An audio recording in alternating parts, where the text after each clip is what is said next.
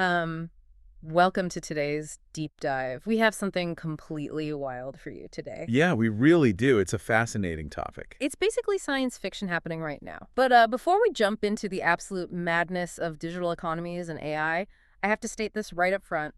Listen closely. This is not financial advice. Definitely not. We're not telling you what to buy or sell. Right. Not financial advice at all. We're just breaking down the tech and the wild market dynamics. Because today we're looking at Solana. And the premise we're exploring from our source material is whether this network is actually positioning itself to be the native currency for artificial intelligence. The machine currency. Yeah, exactly. The fast twitch muscle for an economy where humans aren't even making the transaction. Which is a crazy concept to wrap your head around. It really is. And to understand it, you have to look at the giants in the room first. Yeah. Bitcoin and Ethereum, the source material basically calls them the boomer coins. Right, which sounds harsh, but mechanically it makes sense. Bitcoin is beautiful, it's secure, but it is slow. Deliberately slow. Yeah, like an armored bank vault. Exactly. And then you have Ethereum, which brought us smart contracts. But it gets bogged down, the network congestion gets insane, and you end up paying these massive gas fees just to move a few dollars. It's like trying to drive a tank through rush hour traffic. Yeah. But the thesis here is that Solana was built entirely differently. It's pitched as a Ferrari. And what I find so interesting is the guy who built the engine. He didn't come from Wall Street. No, Anatoly Yakovenko. His background is entirely different from the usual crypto founders. Right, he wasn't on some cryptography mailing list. Where was he? He was a core engineer at Qualcomm for over a decade. Qualcomm. Okay, so if you're listening and you don't know Qualcomm, they are massive. Cristiano Amen is running it right now. They build the chips in your smartphone. They handle cellular signals. Right, telecom. Telecom. So Anatoly is a telecom guy. He's not looking at blockchains as a finance guy. That is the skeleton key to this whole thing. A finance engineer looks at a blockchain and sees a ledger. They just want to make sure Alice pays Bob and nobody double spends. Right, it's an accounting problem to them. Exactly. But a telecom engineer looks at a blockchain and sees a massive data propagation problem. It's about bandwidth. And Anatoly realized that the biggest bottleneck in crypto wasn't the encryption. It was time. It was time. Okay, break that down for us. Why is time a problem for a blockchain? So imagine a traditional blockchain network. You have thousands of computers all over the world, right? Right, the nodes. The nodes. And there's no central boss. So when transactions happen, these nodes have to talk to each other to agree on what happened and in what exact order. Like a massive group chat. Yes. And if two things happen at the same time, the network basically has to hit pause. They argue, they debate the timeline, and only when everyone agrees can they actually log the data. That sounds horribly inefficient. It is. It introduces massive latency. It's like a global conference call where everyone is shouting over each other trying to take minutes for a meeting, but the meeting can't actually start until the minutes are approved. Oh man, that's a great way to put it. So how did Anatoly fix the conference call? He introduced a cryptographic clock. It's a concept called proof of history, or POH. Proof of history. Right. Instead of forcing all these computers to constantly pause and talk to each other to figure out the timeline, proof of history creates a universal, cryptographically secure metronome. A metronome. Yeah. Everyone on the network inherently trusts this clock. The timestamp is baked right into the transaction data itself. So they don't have to pause. Exactly. They never have to pause to argue about the order of events. The data just constantly flows. Okay, so if everyone agrees on the time automatically, the network can just run. But what does that actually do, like practically? It allows for something called maximum throughput. Maximum throughput. Okay, simplify that for us. It's basically how many deals or bits of data you can shove through the pipe at the exact same time. Think of it like a highway. Bitcoin and Ethereum are highways with toll booths and stoplights everywhere. Maximum throughput means Solana is a massive, multi-lane highway with absolutely zero stoplights. The speed limit is purely determined by how fast the physical hardware of the computers can go. Okay, but I have to play devil's advocate here. If you're blasting that much data constantly, you can't just run this thing on an old laptop in your garage. No, absolutely not. Because the original Bitcoin ethos was that anyone, anywhere, could run a node on basic equipment. That is the core trade-off. To process this volume of data, you need serious enterprise-grade hardware. Anatoly's bet was basically Moore's law. Right, the idea that computer hardware naturally gets cheaper and faster every year. Exactly. He figured, let's optimize the software to its absolute limit today and let the hardware catch up to make it globally accessible later. Okay, so they build this screaming fast engine. The tech makes sense, but tech doesn't exist in a vacuum. It exists in human markets. And human markets are messy. So messy. And this brings us to the craziest part of the story, the absolute train wreck, the SBF curse. Sam Bankman-Fried. FTX. We have to talk about it because you can't understand Solana without understanding how close it came to completely dying. It was an existential threat. Yeah. For a while there, Sam Bankman-Fried was the golden boy of the entire crypto industry. He was everywhere. Magazine covers, political donations. And he was the single biggest cheerleader for the Solana ecosystem. Yeah. But he didn't just tweet about it. He pumped unbelievable amounts of capital into it through his trading firm, Alameda Research. They literally built protocols on the network, right? Yeah, they built Serum, a massive decentralized exchange. And because SBF had this perceived Midas touch, all this retail money, all this institutional money just flooded into Solana. Everyone wanted to ride his coattails, which created this massive artificial hype bubble. Exactly. And then November 2022 happens. The collapse. The balance sheet leaks. Yeah. Alameda is fundamentally insolvent. The fraud is exposed. FTX faces a bank run and completely implodes. Sam goes to prison. And the market reaction for Solana was just absolute devastation. Give us the numbers, because I want you listening to really picture this panic. During the bull market, the token was trading around $260. 260. After the FTX collapse, it dropped to $8. $8. That is a 97% wipeout. 97%. The media was writing obituaries. Everyone called it a dead Sam coin. The narrative was that the only reason the network ever had value was because of SBF's fraudulent money, and without him, it was going to zero. In any normal business, if you lose 97% of your value and your main backer goes to federal prison for massive fraud, We shut the doors? you pack up your desk and you go home. But decentralized networks don't work like traditional corporations. And this is where we see an incredibly cool economic theory play out in real life. Schumpeterian creative destruction. Okay, Schumpeterian creative destruction. Break that down for us. It's an economic concept from Joseph Schumpeter. Basically, it's the idea that for a system to truly progress, the old, corrupt, or weak structures have to be violently burned down. Like a forest fire. Exactly like a forest fire. A forest fire is terrifying. It's destructive, but ecologically, it's totally necessary. Right, it burns out the dead wood and the invasive species. So new, strong things can grow. The FTX collapse was a raging forest fire for Solana. Yeah. It burned away all the mercenary capital, all the parasitic apps, all the artificial hype. But the fire didn't burn the root system. No, it didn't. And that's what blew my mind watching this happen. The developers, the guys actually writing the code, they didn't quit. Anatoly didn't quit. They were watching the price crater to single digits. Everyone's laughing at them. And they just put their heads down and kept shipping software updates. Because the math still worked. Proof of history didn't break just because Sam Bankman-Fried was a fraud. Right. The network could still process thousands of transactions a second. The developers knew the tech was real, even if the financial backers were fake. It washed out the tourists and left only the hardcore believers. And that resilience set the stage for one of the most bizarre comeback stories I have ever heard in tech. You're talking about the phone? I am talking about the Saga phone. We have to tell this story, because if you want to impress your friends at the pub, tell them the story. It's a masterclass in how crypto incentives can bend physical reality. It really is. So, context for you listening. Solana decides to build a physical smartphone. Which is an insanely arrogant move. The hardware market is a graveyard. You have Apple and you have Android. That's it. Yeah, nobody breaks that duopoly. But Apple takes a 30% cut of everything on the App Store, and they hate crypto wallets. So Solana Labs decides, screw it, we'll build our own phone. They call it the Saga. And it launches, and it is a massive flop. Nobody wants it. Tech reviewers are trashing the camera. The specs are just okay. The phones are literally just sitting in a warehouse, gathering dust.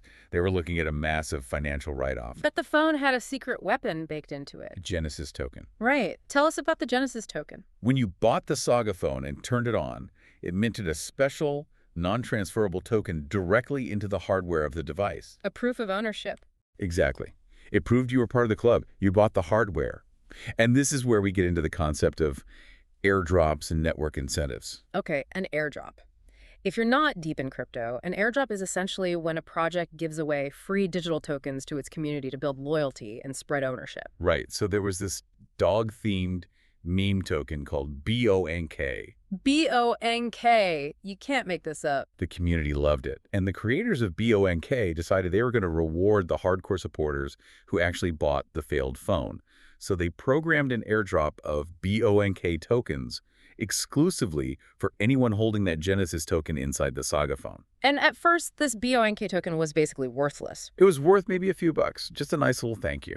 But then the market started to turn around. Solana started recovering, and BONK caught viral fire. The price went absolute parabolic. It exploded, and suddenly, this massive pile of free tokens sitting inside every single Saga phone had real dollar value. And this is the punchline. The physical phone cost, what, $600? $600. But the BONK tokens inside the phone suddenly became worth $1,000. Then $2,000. I think it peaked around $3,000. So you could buy a phone for $600, claim the free tokens, sell them for $3,000, and you still had a free phone. It was the ultimate arbitrage opportunity, and it created a global supply shock overnight. The warehouses emptied out immediately. Totally sold out. Used Saga phones were suddenly popping up on eBay for $5,000. $5,000 for a used phone with a bad camera. Because it wasn't a phone anymore. It was a physical treasure chest. It was a claim check for digital wealth. That is just brilliant. It proves this concept of incentive alignment. If you get the financial incentives right, a digital community can literally force a physical piece of hardware to sell out. They hacked consumer behavior. They really did. But look, the phone is a great pub story, but it's a sideshow. It got the community fired up again, but the real story is what's happening with the actual protocol. Yes, the infrastructure upgrades. Which brings us to FireDancer. FireDancer is the crazy next chapter. If Proof of History was the original engine, FireDancer is the warp drive. It is arguably the most ambitious engineering project in all of crypto right now. And it's not even being built by the original Solana team, right? No, it's being built by Jump Crypto, led by a guy named Kanav Korea. And this is a huge detail. Jump Crypto is not a bunch of idealistic cypherpunks. They are hardcore Wall Street guys. They are a high-frequency trading firm. High-frequency trading. Explain what that means in the real world. High-frequency trading firms are the people who will spend hundreds of millions of dollars to drill a straight hole through a mountain to lay fiber optic cable. Just to shave a millisecond off a trade. Exactly. Just to be 1 microsecond faster getting data from Chicago to New York. They are obsessed with extreme network efficiency. So these latency-obsessed Wall Street engineers look at Solana, which is already the fastest blockchain. And they say, this is too slow. Wow. They decided the original validator client. Wait, what's a validator client? It's the core software. The program running on the computers that checks all the deals and secures the network. Okay, the software checking the deals. Right. Jump the Crypto looked at that software and said, we can build a better version from scratch. A totally independent version written in different coding languages, C and C++A. Which makes the whole network safer. Right, much safer. Because if the original software has a bug and crashes, FireDancer can just keep the network running. But the safety isn't the crazy part, it's the speed. Right. The numbers they are targeting with FireDancer are just completely mind-bending. They want to hit 1 million transactions per second. 1 million TPS. Okay, let's give you listening some context for that number. Think about Visa. Visa handles basically all the credit card swipes in the world. Visa peaks around maybe 65,000 transactions per second. 65,000. And what about the stock market? The NASDAQ doesn't even come close to 1 million. So here is the multi-trillion-dollar question. Why? Why on earth do we need a blockchain that is exponentially faster than Visa and the NASDAQ combined? Human beings physically cannot buy that many cups of coffee. They can't. Human beings will never need 1 million transactions a second. Which brings us to the core thesis of this entire deep dive. The network is not being built for humans. It's being built for machines. It is being engineered as the native currency for artificial intelligence. This is where it all clicks together. The telecom background, the zero stoplights, FireDancer. It's all about creating an economy for AI. Let's think about how an AI operates. An artificial intelligence model is entirely driven by optimization. In economics, there's a term called Pareto efficiency. Pareto efficiency. Right. It's a state where a system is operating so perfectly that you literally cannot make one thing better without making something else worse. It is the absolute path of least resistance. Okay, so an AI is constantly seeking Pareto efficiency. Always. Now, imagine a future, which is practically right now, where an AI agent is given a job.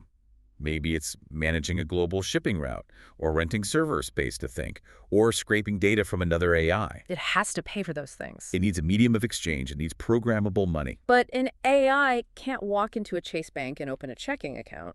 It can't wait 3 business days for a wire transfer to clear. It needs a cryptographically native rail. So the AI looks around at its options. It looks at Ethereum. Ethereum is highly secure. But if the AI needs to make 10,000 micropayments in 1 second, and Ethereum is charging a $20 gas fee per transaction. The math completely breaks down. The AI will immediately reject it as highly inefficient. So let's at Bitcoin. The fees are lower, but Bitcoin takes 10 minutes to clear a block. 10 minutes. For an AI operating at the speed of light, 10 minutes is like a century. It can't wait that long to confirm a payment. Which leaves the AI looking for 2 specific variables: settlement velocity and parallel processing. Okay, define those for us. Settlement velocity is simply how fast a deal is mathematically finalized and absolutely irreversible. The machine needs to know the money is locked in before it runs the next line of code. And parallel processing. That's doing thousands of different things at the exact same time. Ethereum processes things sequentially, one by one. Solana, with its architecture, processes things in parallel. So when this perfectly rational AI optimization algorithm runs the numbers, the choice is obvious. It's purely mathematical. If you have a network that finalizes transactions instantly, processes in parallel, and charges fees of roughly 0.0001 cents. That is the only logical choice for a machine making micropayments. It becomes the invisible plumbing for AI. It's the financialization of computer processing power. It's a fascinating argument. But obviously, putting all global AI commerce on one ultra-fast network is incredibly controversial. Very. And we really need to dig into the different ways people view this. Now, before we get into the political and cultural debates surrounding this, I need to be perfectly clear with you listening. Yes, very important. We are explicitly outlining the viewpoints found in our source material. We are impartially reporting these perspectives. We are not endorsing any political side. Right. We maintain a completely neutral, analytical tone here. We just want to show you how different camps are reacting to this tech. Let's start with the right-centric view. This is looking at it through the lens of pure hypercapitalism. Free market absolutism. Exactly. From this perspective, Solana represents the ultimate frictionless market. Think about traditional finance. Yeah. You have clearinghouses, brokers, regulators, middlemen who extract fees without actually adding any speed or value to the transaction. Right. Rent seekers. The right-centric argument celebrates this network because it completely eliminates those middlemen. It is a pure Darwinian meritocracy. If you aren't fast, you're dead. Yes. The philosophy is that efficiency wins above all else. They love the aggressive, unapologetic pursuit of scale, entirely divorced from legacy gatekeepers. But that exact same aggressive pursuit of scale is what absolutely terrifies the critics. Which brings us to the left-centric, or contra view. This side is entirely focused on systemic risk. They aren't impressed by the speed, they are worried about the concentration of power. Because it all comes back to the hardware. Remember we said you can't run this on a laptop. To process 1 million transactions a second, a validator needs massive amounts of RAM, institutional internet bandwidth, liquid cooling. It costs a fortune. It's incredibly expensive. Yeah. So the left-centric argument points out that the barrier to entry is so high, only a small cartel of wealthy venture capital firms and data centers can afford to actually run the network. They see it as a digital oligarchy. Precisely. And if a network is highly centralized among a few known entities, those entities can be pressured. Governments could force them to censor transactions. Or freeze wallets. Or flip the kill switch and halt the entire network. If this network becomes the foundation for global commerce, giving a small cartel that kind of power is a massive, unacceptable risk. It's a really valid fear. Speed versus decentralization. But there's a third perspective in the source material that completely steps outside Western politics, and I loved this part, the Japanese view. This is deeply tied to why massive Japanese conglomerates like Sony and Toyota are so interested in this network. They evaluate it through a cultural philosophy. The concept of omotenashi. Omotenashi. It usually translates to hospitality, but it's deeper than that. It's anticipatory hospitality, anticipating a guest's needs before they even ask. Like the perfect hotel experience. Exactly. And the Japanese engineers look at this network and see incredible omotenashi for developers. The tools, the speed, the low costs, it creates a deeply hospitable environment for building applications. They treat the developer like an honored guest, but they aren't blind to the flaws, right? No, the Japanese perspective is also highly critical of the network's history of crashing. Because we didn't mention this, but during peak hype, Solana actually went down a few times. It did. The transaction spam overwhelmed it. And in Japanese philosophy, there is the concept of wa harmony. And network crashing is a catastrophic violation of wa. A high-performance engine is useless if it shatters harmony by breaking down. So why do they still support it? Because of Kaizen. Continuous improvement. Relentless, rapid, continuous improvement. They watched how the developers responded to those crashes. They didn't make excuses. They wrote completely new protocols. They built FireDancer. They embrace the failure to build a better engine. The Japanese view accepts the occasional break in wa because the commitment to Kaizen is so absolute.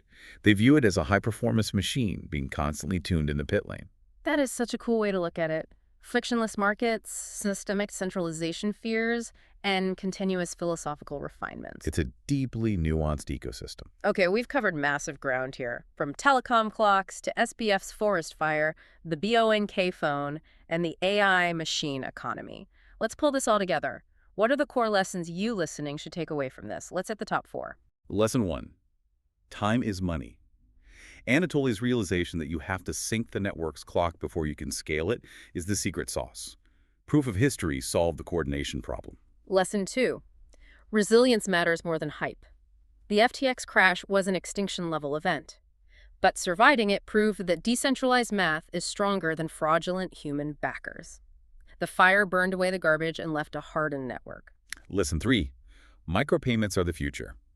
An AI agent cannot operate on 10-minute delays and $20 fees. Machines require near-zero friction. And lesson 4, hardware-software synergy. The Saga phone proved that if you align crypto incentives, you can completely manipulate physical supply chains. You can bend reality with digital tokens. So applying those lessons, what does the forecast look like? In the short term, say the next 1 to 2 years, it is going to look like chaos. Memcoin supercycle? Right, because it's so cheap to use this network, anyone can launch a token. We are going to see millions of absurd speculative meme tokens flood the market. It's going to look like an unregulated casino. People outside the space will just see a chaotic disaster. But underneath that chaos, it serves a massive infrastructural purpose. It is the world's largest live fire beta test. All that crazy speculation generates massive congestion, which violently stress tests the network. You're getting paid to let the market try and break your system. Exactly. It forces the developers to optimize. And that prepares us for the long-term forecast. 10 years out. The machine economy. If FireDancer works, if they hit 1 million transactions a second and navigate the regulatory risks, the technology will simply disappear. Just fade into the background, like how we don't think about the routing protocols when we send an email. We just hit send. Exactly. In 10 years, we won't be saying crypto or blockchain. It will just be the invisible plumbing of the world. An autonomous car will automatically negotiate a power rate with a charging station and pay for it in milliseconds. AI server farms will buy and sell processing power by the microsecond. The network will be the invisible nervous system for a planet-wide non-human market. Which leaves us with one final, deeply provocative thought for you to chew on today. It's the ultimate question. We are building the fast twitch muscle for artificial intelligence. We are designing a financial rail specifically for entities that don't sleep, don't eat, and operate at the speed of light. Entirely out of human sight. Right. So if the vast majority of global wealth generation, data transfer, and commerce eventually happens autonomously between machines on this network, what happens to the human economy? What is our place in a world where we aren't the primary economic actors? It forces us to entirely rethink what money is, what value is, and who is actually in control. The transition is already happening. It's happening right now. It is a massive paradigm shift. Thank you for joining us on this deep dive into the absolute bleeding edge of the digital future. It's been wild. If you like this talk, please subscribe and like this channel. We will see you on the next deep dive.